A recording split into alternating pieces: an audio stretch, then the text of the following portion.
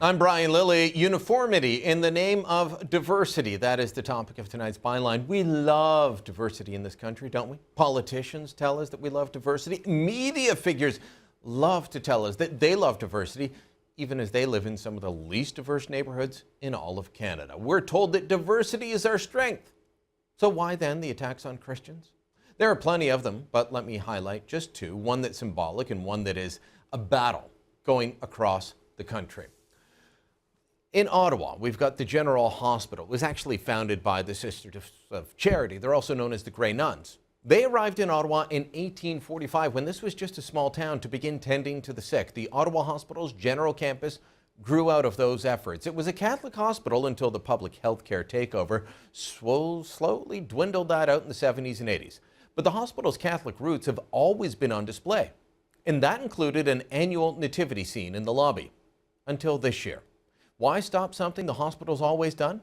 Complaints. Alison Neal, VP of Communications at the hospital, explained over the years we've gotten complaints from patients, visitors, mostly people who believe as a publicly funded hospital, a hospital was not the appropriate place for a religious symbol. We're an essential resource for the entire community. We strive for inclusion, welcoming all. There are people who just don't think it's the right place. All right, let me get this straight. In the name of inclusion, the hospital is hiding its roots, ending its traditions, and excluding the largest religious group in the city, Christians. Now, after an outrage, the hospital reversed course. They're going to allow the nativity scene to go up, but now we've got commentators complaining that, well, special interest groups are winning. No, that's what was happening in the former decision. The idea that you have to hide a nativity scene at Christmas in a hospital with religious roots, Christian religious roots, because of inclusion? Well, that's ridiculous. It is diversity through uniformity. If we truly believe in diversity, then you just accept the nativity scene, realize, hey, it's not for me, and you move on. There's lots of things I don't agree with that get public funding, public exposure, the use of public spaces, and I'm simply told I need to accept all of that in the name of diversity. Well, the other example is the ongoing fight by Trinity Western University to establish its law school. Law societies across Canada have tried to block the school. They've said they will not accept its graduates for practicing law. The problem? Trinity Western is an evangelical university, and they ask but do not force their students to sign a covenant of conduct. There are lots of parts of this covenant detailing how the school expects a Christian student at a Christian university to act. But one part bugs all of these law groups. The covenant says that students should refrain from sex outside of marriage. The school, being an evangelical Christian school, holds the still standard Christian view that marriage is the holy bond of one man and one woman.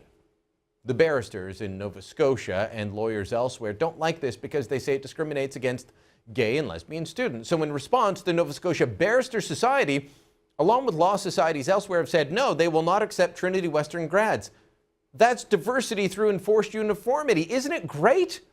The school is seeking judicial review of these decisions, and this week they were in court in Nova Scotia, where the Nova Scotia Human Rights Commission joined the barristers in trying to deny Trinity Western standing. I mean, to hell with the charter that guarantees freedom of religion, conscience, and belief. We've got heretics to deal with. Let's get on them. Amazingly, the barristers are arguing that to block Trinity Western, well, they don't see that they're fighting what they perceive as discrimination with discrimination. The Supreme Court has stated several times in several cases that there's no hierarchy of rights. But the Nova Scotia Barristers Society, they obviously disagree with that. The position of the society is not to discriminate against those individual students. The society passed a resolution in April specifically stating that they had an issue with the covenant, not the school itself nor the students. And we find that the covenant is discriminatory, and therefore that is the reason why we passed that resolution. They don't have a problem with the students. They'll just block them. They'll block them from practicing law in the province of Nova Scotia in the name of enforced diversity through uniformity. I mean, think about it. In the name of acceptance and inclusion, they are saying they will not accept this Christian group until that group changes to their ways. Now, would any court, would any law society do that to a gay or lesbian group? Of course not. They would never do that. Forcing everyone to be the same is not diversity. You don't need to agree with Trinity Western. You don't need to share their theology, their view on marriage, their view on homosexuality to know that letting these decisions stand sets a dangerous precedent.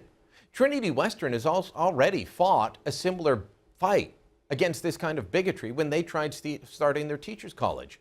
By rights, they should win this fight.